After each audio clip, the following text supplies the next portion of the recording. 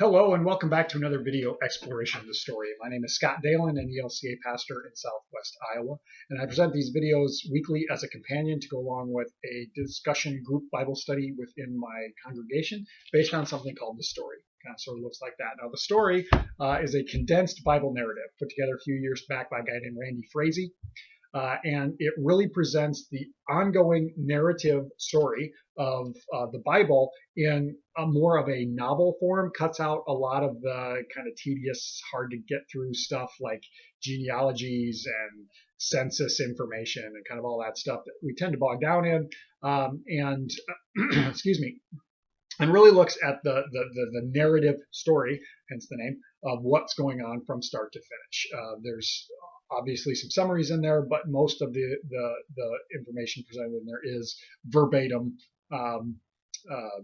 narrative from the Bible. So that's kind of what it's looking at. And of course, we're studying it chapter by chapter, and I put these videos along with it week by week. Excuse me.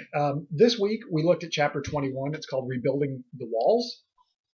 And this chapter closes out the Old Testament for us within the story. And good timing here right before the holidays as we are going to go on break for a few weeks. And we'll pick back up in January with the New Testament portion and kind of continue that way for about another 9 or 10 weeks that we still have left at this point. So that's kind of where we are at. This one really closes out a period of rebuilding and reestablishment of the Jewish culture within the Promised Land. It's connected with several of the last few chapters, and going back to the fall of the kingdom of Judah, the southern kingdom, the destruction of Jerusalem at the hands of the Babylonians, when the elite main players within Jerusalem were hauled off into the Babylonian exile, which happens, well, oh gosh, I'm blanking. And I'm blanking, so we're not going to worry about that. However, that period of exile lasts for about somewhere between like 60 and 80 years. About 2 or 3 generations-ish pass before the Babylonian Empire is taken over by the Persian Empire. And now the Persians, they are kind of favorable towards the Jewish culture and continue to allow them to return back to the Promised Land and kind of reestablish themselves there, not as a self-governing nation, but at least as a culture that can band together and then still be servants to the greater Persian Empire. Now that all started with Cyrus, who was the king at the time that the Persian Empire took over the Babylonians, continued with the next several kings. We kind of continue to see each one of them continues to allow a little bit more and a little bit more and a little bit more and a few more people, include Cyrus, Darius, Xerxes, who we heard about in last week's chapter in the book of Esther, who was a Jewish girl who kind of helped foil a big plot that would have annihilated the Jewish people. And now we hear about Artaxerxes, who we think is the son of Xerxes. Not 100% sure, but we think that's who he is. So that's kind of where we're at leadership-wise and time-wise with what's been going on. Now, it's been a gradual process in terms of the reestablishment of Jerusalem, and that was the focal point of this rebuilding, simply because of the importance of Jerusalem within the Jewish culture. It had been the capital for a long, long time. It started under King David way back in like the year 900 or so. And we're at about the year 450 now, give or take. Maybe just a little bit after that.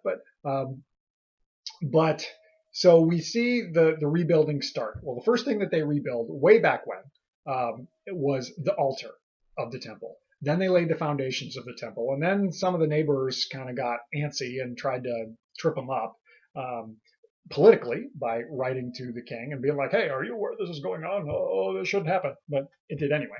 So the temple has been rebuilt, and then time passes. I'm a little fuzzy as to how much time, maybe about a generation-ish, might not be quite that long, but so some time passes, and we pick up with some of our major players here in this chapter. As I mentioned, King Artaxerxes. He is the king of the Persian Empire and allows this stuff to happen, kind of authorizes it to happen.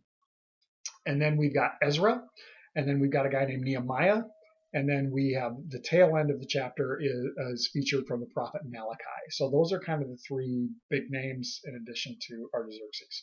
Now, the action of this happens in those three Old Testament books, Ezra and Nehemiah, which were originally considered to be a single Jewish writing, and then Malachi, which is the last book of the Old Testament that we have within the Bible. So that's kind of where we find these things, and named after those major players. Now, so we pick up the temple has been rebuilt, but life for the Jewish people, they're having a hard time reestablishing themselves within Jewish quote unquote culture, life living under the law given to Moses by God.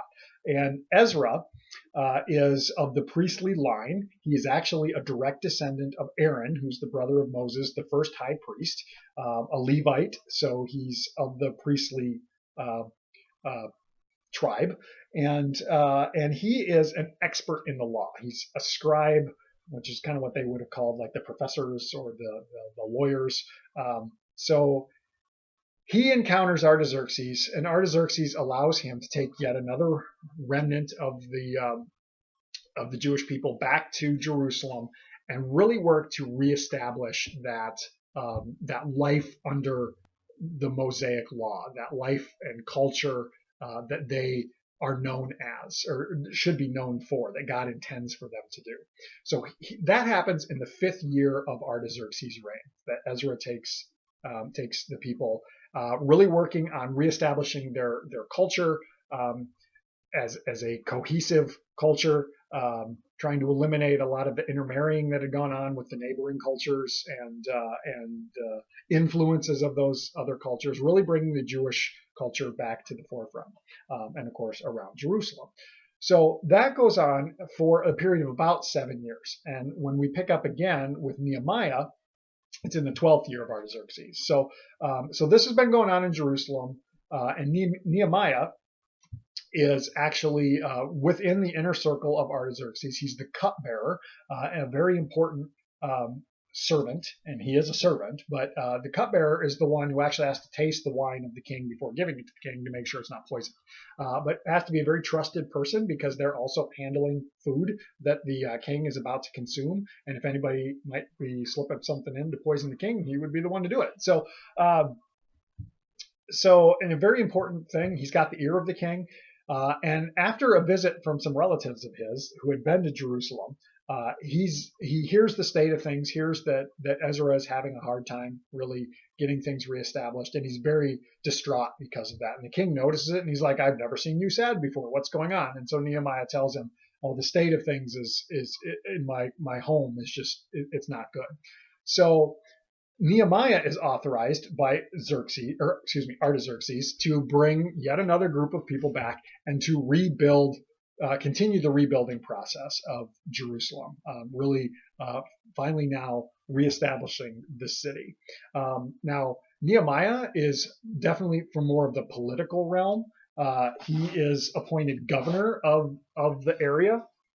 Excuse me, I had to wipe my nose just a little bit there. Which angers some of the other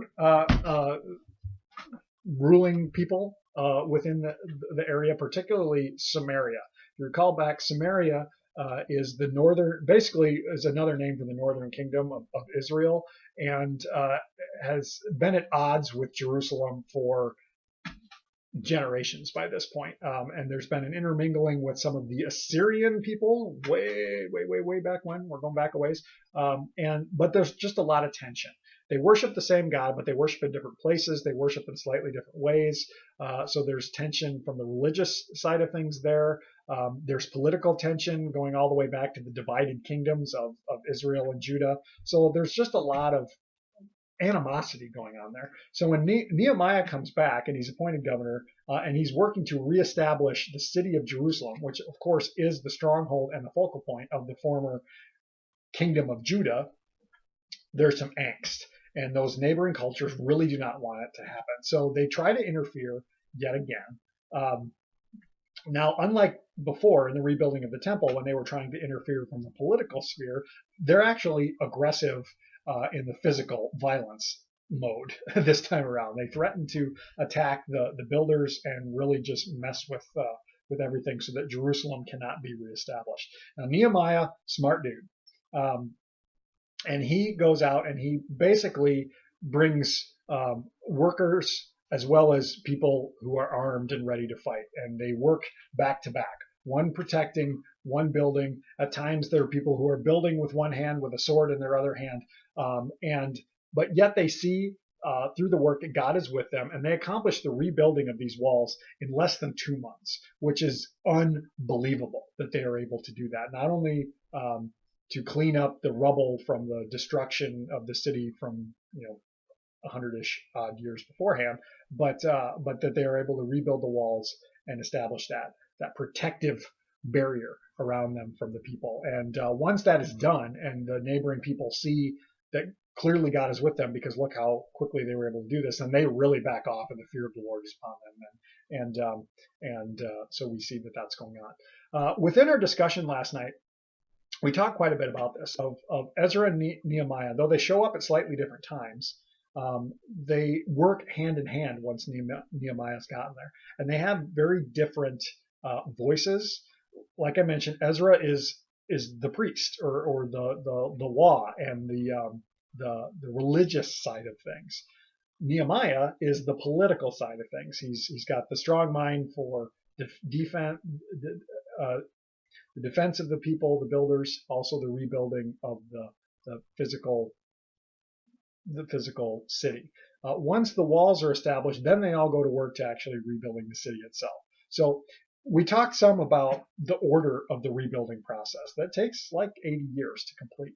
We start with the altar, then build the temple, because that's God's house, and their faith, their I don't like the word status, but their status as a people whose God dwells among them, that's vital to the Jewish culture. So that's why the temple is built first. Then they reestablish, the next step is to reestablish life under the law with Ezra. That's why Ezra came back first.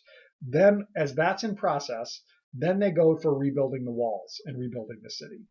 And finally, we see that Nehemiah and Ezra are working together, and together they reestablish life, a new change moving forward. Something interesting happened. Ezra gets up and reads the book of the law, basically telling the story. This is the story of our history. This is the story of what God has done for our people. This is why we need to remember it. And we've seen this before, always at some big major change. Moses did it right before he died. Joshua did it right before the people were entering into the promised land. Joshua did it again right before he died. We saw that Samuel did it as they were establishing the kingdom under Saul way back when. So we continue to see this always at times of major change for the people. They read the story. Lo and behold, as they're reading the story, they realize that they happen to be falling right upon one of the major festivals for the Jewish culture, the Festival of Booths, and so they celebrate it. We're like, oh, hey, this is like right now, we should celebrate it, and they do. So that all goes on. And this period of transition that they're in now is a transition back to life in their culture, in the promised land, and yet under an opposing force. Persians at the moment, and that will continue to change over the course of the next 400 years when we find the Romans to be in power when the New Testament picks up. The chapter closes with the prophet Malachi, as I mentioned earlier. Now, Malachi, in typical prophetic line, talks about how God is displeased, and that's why so much stuff has happened. And there is definitely moments of judgment and some wrath that's in there, but it ends on a very, very high note. And we talked about this. First, he talks, and I'm going to paraphrase it because I don't have it open in front of me, but first, there's a statement about remember the law of Moses that was given to you. And that is their history. That's the history of their establishment as a people. And they're being set apart to be a kingdom of priests that will be an example for all the nations, and that's living under the law that was given through Moses. So remember that. And then they talk about Elijah will come.